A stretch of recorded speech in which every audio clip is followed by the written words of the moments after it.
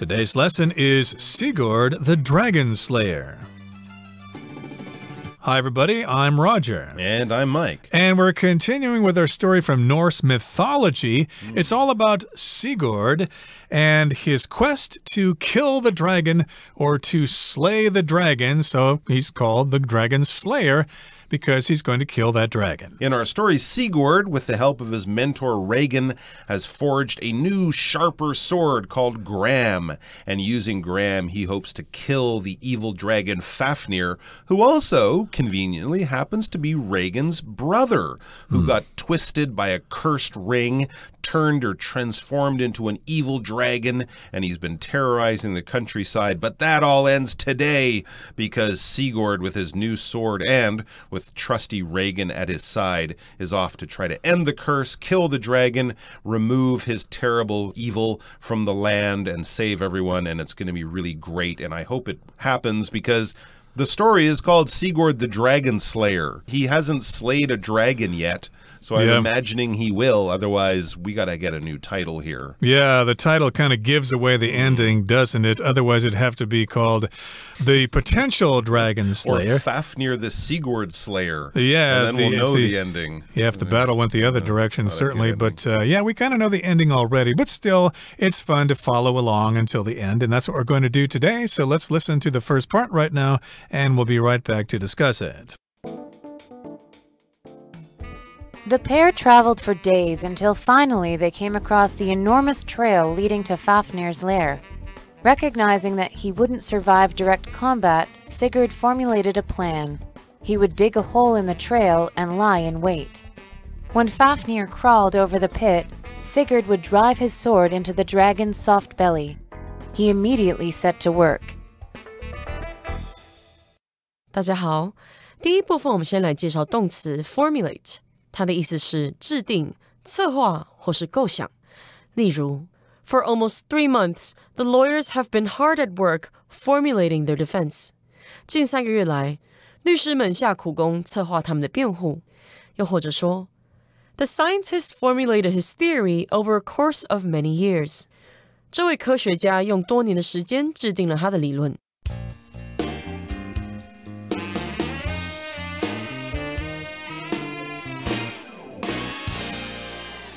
Okay, so we've got the pair, and they traveled for days until finally they came across the enormous trail leading to Fafnir's lair. So the pair here refers to two people, and that's Regin and Sigurd, and they're traveling together and they want to slay the dragon. If you want to kill the dragon, then you need to look for it first. So they went out looking for the dragon, and then they came across this really big trail, and it led to the lair of Fafnir. If you come across something, you discover it kind of by accident. You're not really looking for it directly. You just find it when you weren't really thinking about it. Hey, I came across a new Middle Eastern restaurant. We should check it out next time. It looks pretty good.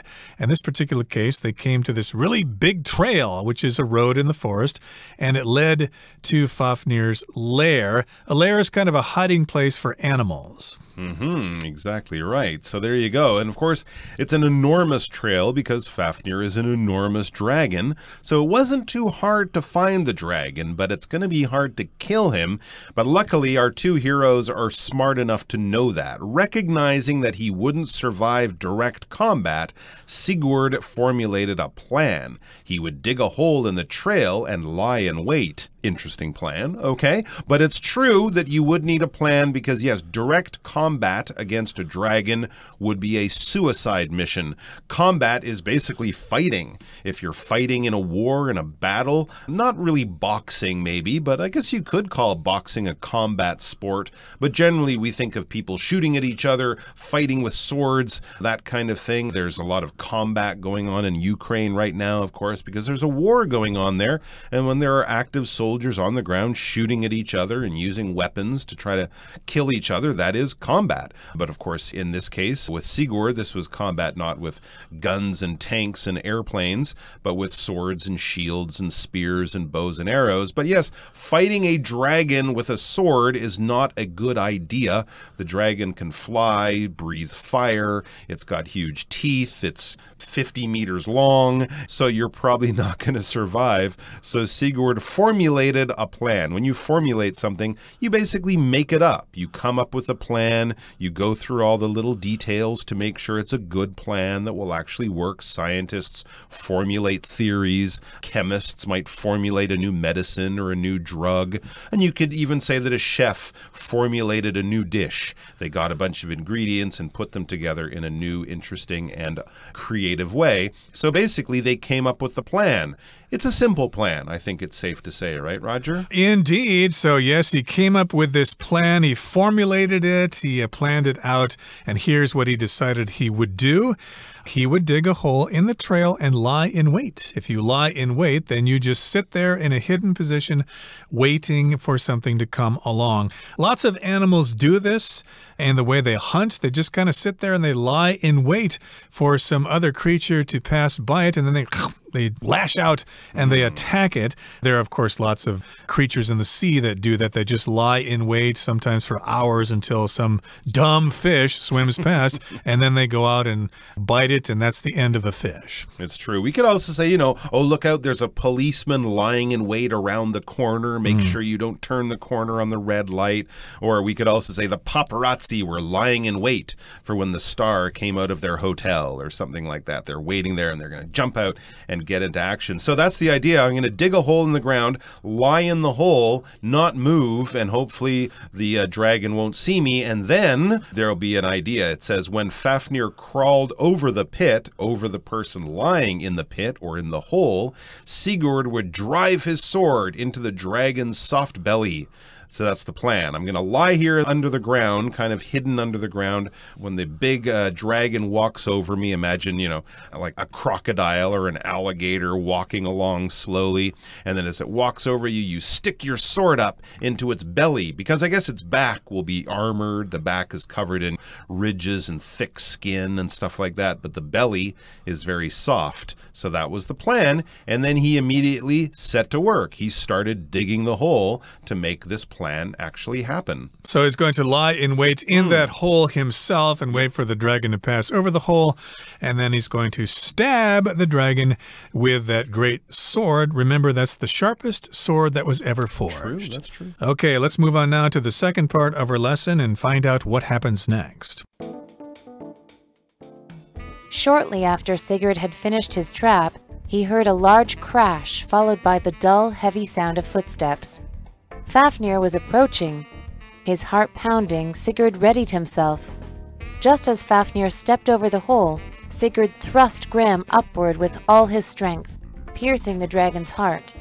Fafnir shuddered, and with his dying breath, he whispered his brother's name. 第二部分我们看到动词 thrust， 它的意思是刺、戳、插入或是用力推。举例来说 The knight thrust his sword into a gap in his opponent's armor. 该骑士将剑刺入敌人的盔甲缝隙。又或者说 Volcanic activity thrust the chain of islands up from the ocean floor. 火山活动把那串列岛从海床推升起来。接着我们看到单字 shudder， 它是动词，指的是发抖或是战栗。例如 Brett shuddered with disgust as he saw the cockroach on his bedroom floor. Brett 在房间地板上看见蟑螂，觉得恶心而发抖。或是 The walls of the building shuddered during the earthquake. 地震时，建筑物的墙壁都在震动。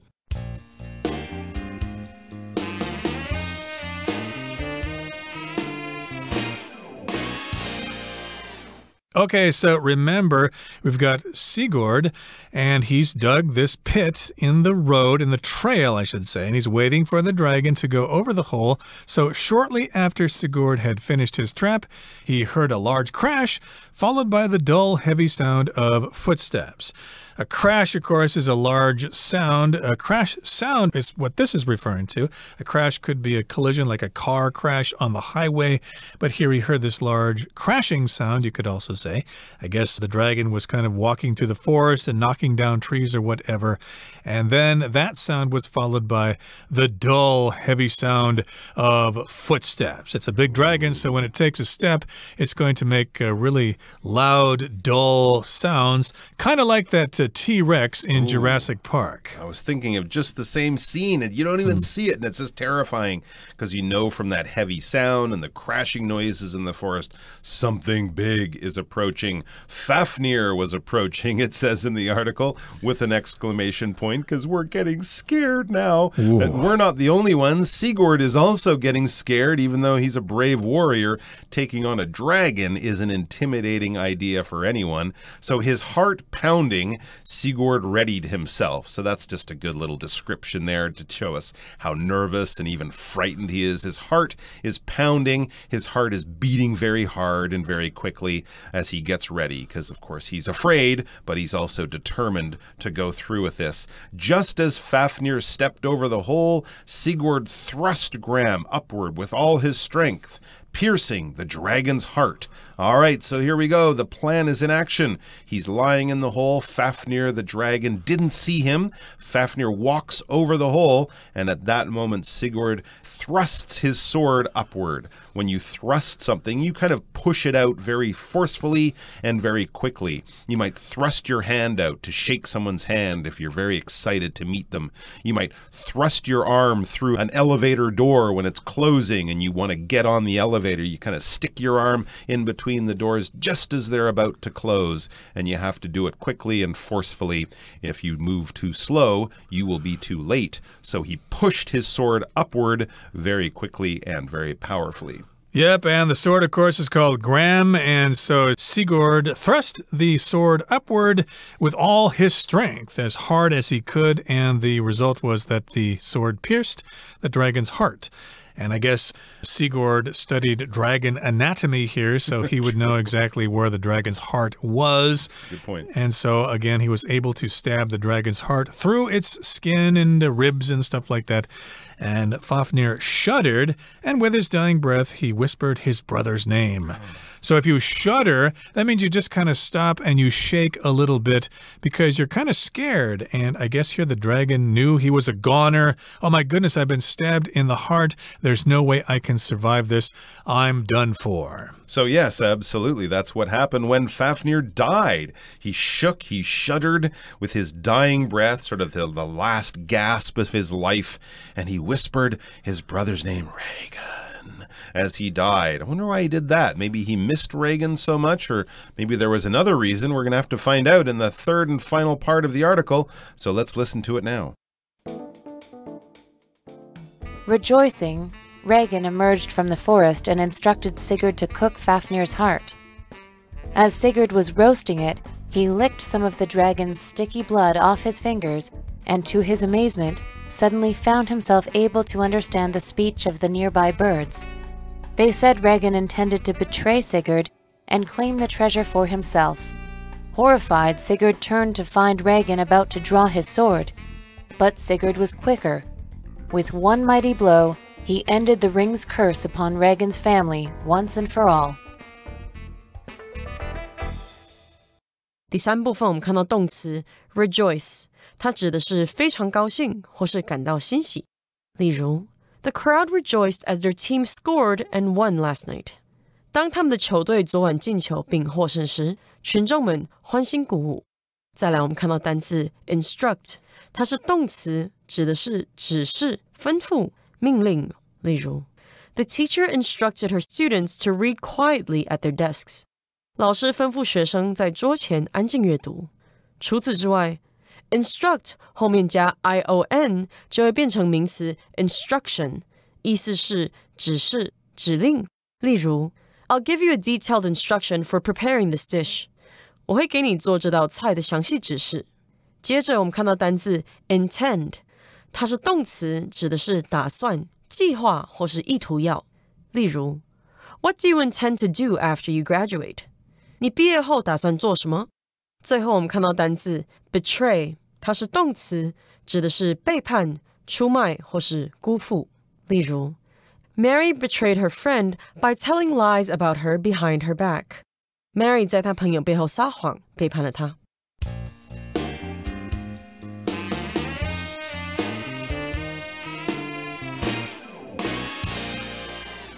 Okay, so here's the third part of our lesson here. Remember, they have successfully slain the dragon.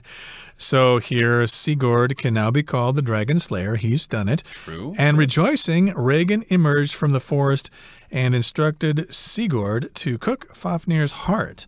Ooh, that's getting kind of gross there, but if you're rejoicing, you're celebrating, you're really happy. So Regin, of course, was happy that Sigurd was able to slay the dragon, and so he emerged from the forest where he was hiding, and then he told Sigurd to cook Fafnir's heart. So if you instruct someone to do something, you basically tell them to do that thing. And it's kind of assertive here, okay? You're not really asking it as a favor. You're basically telling them to do it. You're giving them an order to do it. Yeah, cook his heart right now. Yeah, if you instruct them to do it, you're telling them to do it.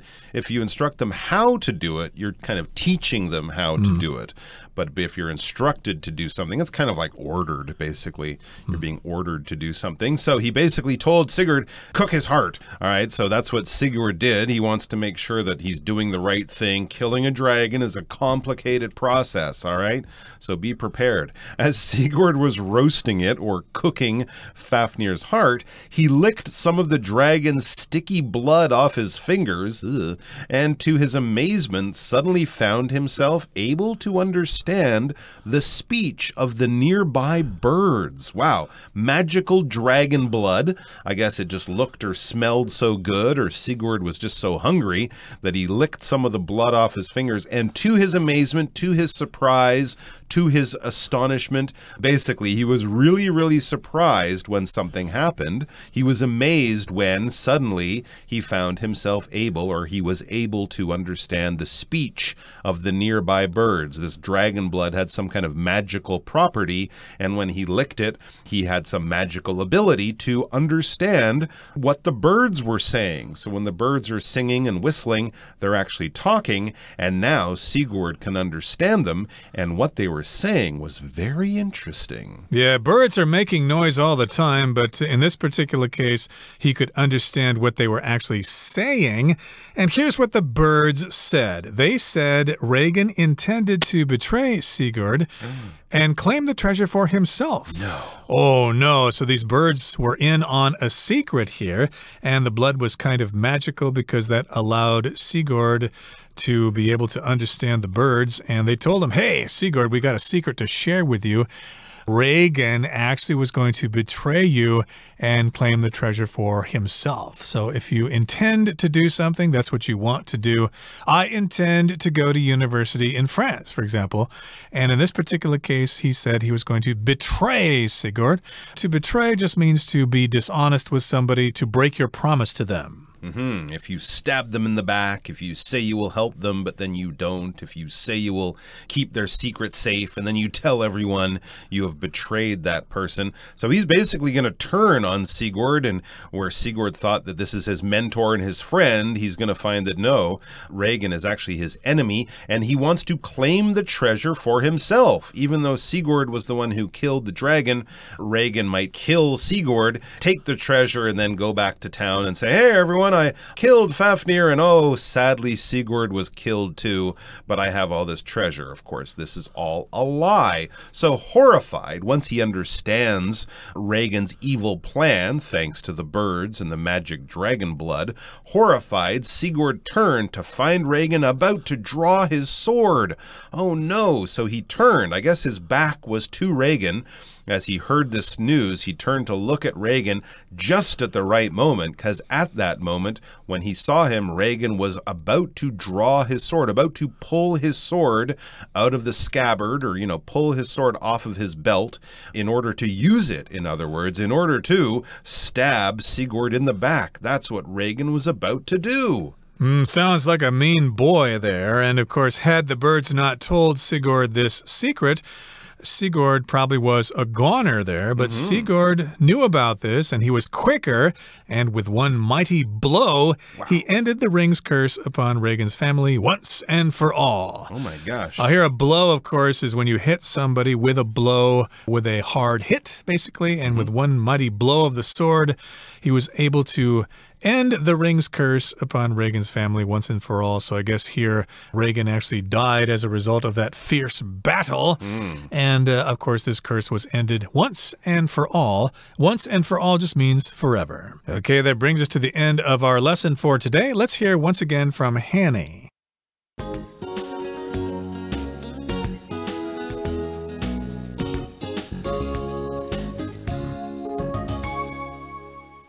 各位同学大家好，我是 Hanny。 我们来看今天的文法重点。课文第二部分有一个句子写到 His heart pounding, Sigurd readied himself. Sigurd 他的心脏剧烈跳动着，他也做好了准备。那么 ready 在这边是当动词，就是表达使做好准备的意思。而这个句子啊，它有使用到独立分词构句。我们在介绍独立分词构句之前，先来复习一下分词构句的用法。好，用对等连接词 and 去连接两个主词相同的子句时，我们这时候可以省略 and， 还有省略其中一句的主词，再把那一句的动词改用分词 VING 或是 PP 表示。那如果动词它是主动，就是用 VING， 这是现在分词，那么被动就是用过去分词 PP。 好，像我们看到课文第一部分其实有一个句子，它写到说Recognizing ... Sigurd formulated a plan. 好，这个句子它原本可以写作 Sigurd recognized ... and he 或者是 and Sigurd formulated a plan. 好，所以前后的主词其实是一样的，它用 and 去连接。那我们就先省略这个连接词 and， 然后呢，因为前后子句主词一样，我们就把其中一个省略掉。像课文就是省略掉前半句的主词，然后把这个 recognized 改成现在分词 recognizing 开头，那就变成 recognizing ... Sigurd formulated a plan， 像这样的句子了。那我们接着来看看独立分词构句的用法。用对等连接词 and 来连接两个主词不一样的子句时，这时候我们可以省略 and， 然后呢是把其中一个子句的动词改分词。这边要特别注意，在这个用法当中啊，两个主词不一样，它们是各自独立的，都不能省略哦。像我们课文句子刚刚说 His heart pounding, Sigurd readied himself. 这个句子其实可以把它还原成 His heart pounded and Sigurd readied himself. 那就是先省略 and 这个连接词，因为前后子句主词不一样，一个是 his heart， 一个是 Sigurd， 两个主词都是要保留的哦。那我们接着呢，把前半句的主词 his heart后方它的动词 pounded 改成现在分词 pounding， 那就变成 his heart pounding, Sigurd readied himself。 好，我们最后帮同学们整理一下，分词构句和独立分词构句其实都是省略连接词，然后把其中一个动词改成分词的结构。这个差别就在于当前后主词相同时，我们可以省略掉其中一个主词，那就会称为分词构句了。当前后主词不同的时候，那就必须保留主词，两个都保留哦，那这时候就会称为独立分词构句。我们现在来看一组例句，看看会不会比较清楚一点。好 ，The girl stared at him, feeling surprised. 女孩盯着他看，感到很惊讶。那这边就是用到分词构句，因为是女孩感到很惊讶，那我们后半句的这个 feeling 就直接用分词去表达就好了。The girl stared at him, her eyes widening in surprise. 女孩盯着他看，惊讶的睁大眼睛。这时候一个主词是 the girl， 一个主词是 her eyes， 我们都有把它保留，只是把后半句的这个 widening 是用分词去表示。那这边就是用到独立分词构句了。好，以上是今天重点整理，我们回顾今天的单字吧。Combat. The soldier had been in combat many times in his military career. Formulate. Dr. Fisher formulated a theory to explain the hospital's increase in flu patients. Thrust. Feeling hungry, Toby thrust his fork into the spaghetti and started eating. Rejoice. The whole family rejoiced when the baby was born. Instruct. the passengers were instructed to line up at the boarding gate. Intend. The new teacher intended to prove her value to the school. Betray. The spy betrayed his country by passing secret information to the enemy.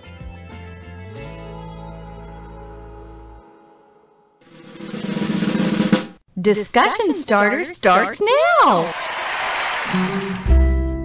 Here's our discussion starter, and the question is, why do you think the dragon Fafnir whispered his brother Regan's name as he died? Good question. Well, I think Fafnir whispered Regan's name because he was using a magic spell to make Regan evil. I think this was Fafnir's last chance to get Sigurd, the young man who had just killed him. So with his dying breath, he cursed his brother Regan and turned him into the evil guy who wanted to betray Sigurd and steal the treasure. I think it was his last effort to try to get revenge. Well, that's an interesting theory. It's not clear to me why Fafnir whispered Regan's name, but I think the reason might have been that it was some kind of foreshadowing of a future movie made by Orson Welles where the name Rosebud is whispered at the end. Well, that brings us to the end of another edition of our program, and please make sure you join us again next time. From all of us here, I am Mike. I am Roger. See you next time.